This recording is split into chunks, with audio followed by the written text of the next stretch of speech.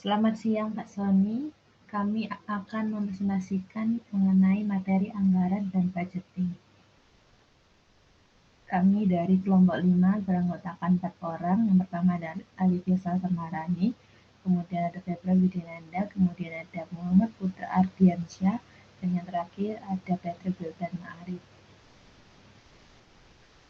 Pembahasan yang pertama yaitu pengertian. Budgeting adalah proses perencanaan, pengalokasian, dan pengendalian sumber daya keuangan sebuah organisasi atau entitas untuk mencapai tujuan yang telah ditetapkan. Budgeting melibatkan estimasi pendapatan yang akan diperoleh dan pengeluaran yang akan dilakukan dalam suatu periode waktu tertentu. Kemudian bagaimana pengertian menurut para ahli? Berikut adalah pengertian anggaran menurut beberapa ahli. Yang pertama ada Anthony Rich dan Hertens. Anggaran adalah suatu rencana kuantitatif menyajikan perkiraan secara rinci mengenai apa yang diharapkan akan dicapai dalam periode waktu tertentu.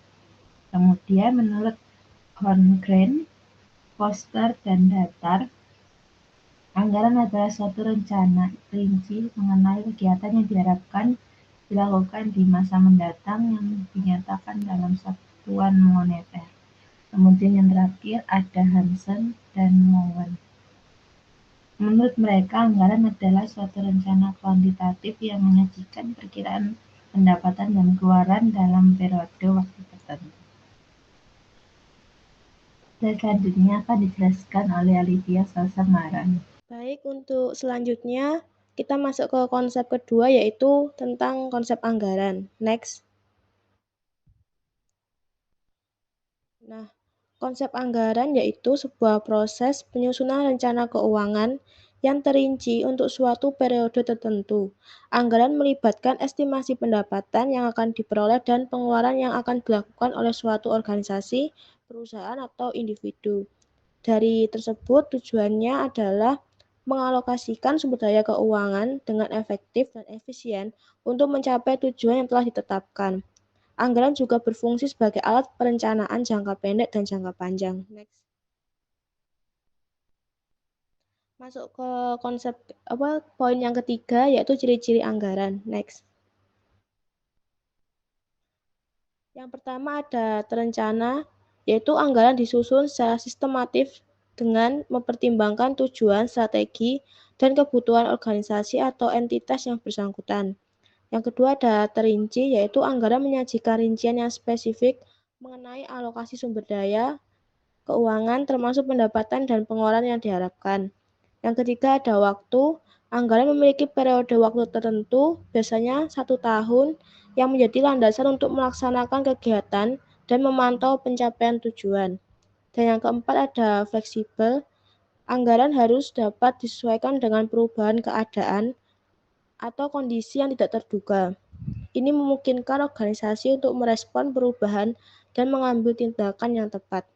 Yang kelima ada koordinasi, yaitu anggaran melibatkan kolaborasi antara berbagai departemen atau unit dalam organisasi untuk memastikan keselarasan dan konsistensi dalam pengalokasian sumber daya.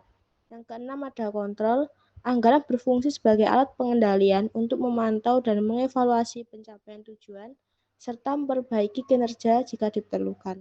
Next. Selanjutnya akan dilanjutkan oleh Patrick. Oke, sekarang ciri anggaran yang ketujuh, yaitu pertanggungjawaban. Jadi anggaran ini memberikan dasar untuk mempertanggungjawabkan penggunaan sumber daya keuangan dan mengukur kinerja organisasi. Yang kedelapan adalah proaktif, yaitu anggaran membantu organisasi merencanakan kegiatan dan mengantisipasi risiko serta peluang yang mungkin terjadi di masa mendatang. Ciri yang kesembilan adalah realistis, yaitu anggaran harus didasarkan pada asumsi yang masuk akal dan dapat diimplementasikan dengan sumber daya yang tersedia. Dan ciri yang ke-10 yaitu evaluasi. Anggaran perlu dievaluasi secara berkala untuk memastikan relevansi, efektivitas, dan efisiensi dalam pencapaian tujuan organisasi. Selanjutnya, poin yang keempat ada fungsi anggaran. Next. Yang pertama ada perencanaan. Anggaran berfungsi sebagai alat perencanaan untuk menetapkan tujuan, sasaran, dan strategi organisasi dalam jangka waktu tertentu. Hal ini memungkinkan organisasi untuk merencanakan penggunaan sumber daya keuangan secara efektif dan efisien.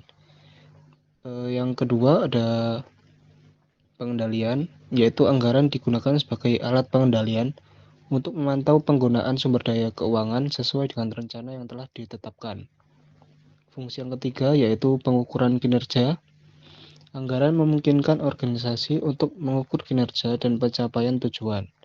Dengan membandingkan anggaran dengan hasil yang dicapai, organisasi dapat mengevaluasi keberhasilan dan efisiensi dalam penggunaan sumber daya keuangan. Fungsi yang keempat adalah sebagai pengambilan keputusan. Jadi anggaran memberikan informasi yang penting bagi manajemen dalam pengambilan keputusan terkait alokasi sumber daya keuangan. Fungsi yang kelima ada koordinasi. Jadi anggaran membantu dalam koordinasi dan kolaborasi antara berbagai departemen atau unit dalam sebuah organisasi. Melalui proses anggaran, departemen atau unit dapat berkomunikasi dan berkoordinasi untuk memastikan konsistensi dan keselarasan dalam penggunaan sumber daya keuangan. Yang keenam, motivasi.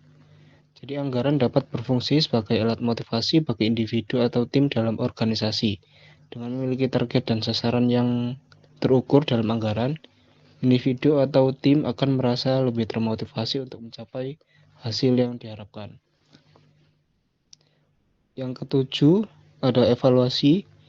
Anggaran memungkinkan evaluasi terhadap kinerja organisasi dan departemen secara berkala. Dengan membandingkan anggaran dengan realisasi yang dicapai, organisasi dapat mengevaluasi keberhasilan implementasi rencana dan melakukan penyesuaian jika diperlukan.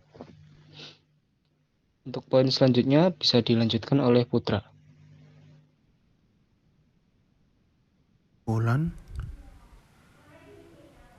Next. Kesimpulannya adalah budgeting atau anggaran merupakan proses penting dalam pengelolaan keuangan baik individu, organisasi maupun pemerintahan. Dalam budgeting, perencanaan keuangan dilakukan dengan memperkirakan pendapatan dan pengeluaran secara terperinci dalam suatu periode waktu tertentu. Anggaran membantu dalam pengambilan keputusan yang lebih rasional dan mengurangi risiko keuangan. Next. Dalam mengatur anggaran bagi generasi Z atau milenial, penting untuk memahami kebutuhan dan gaya hidup mereka.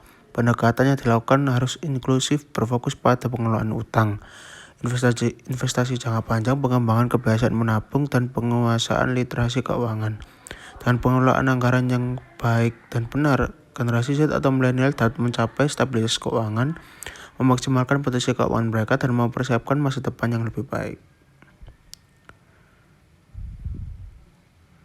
Sekian dari kelompok kami, kurang lebihnya mohon maaf yang sebesar-besarnya. Assalamualaikum warahmatullahi wabarakatuh.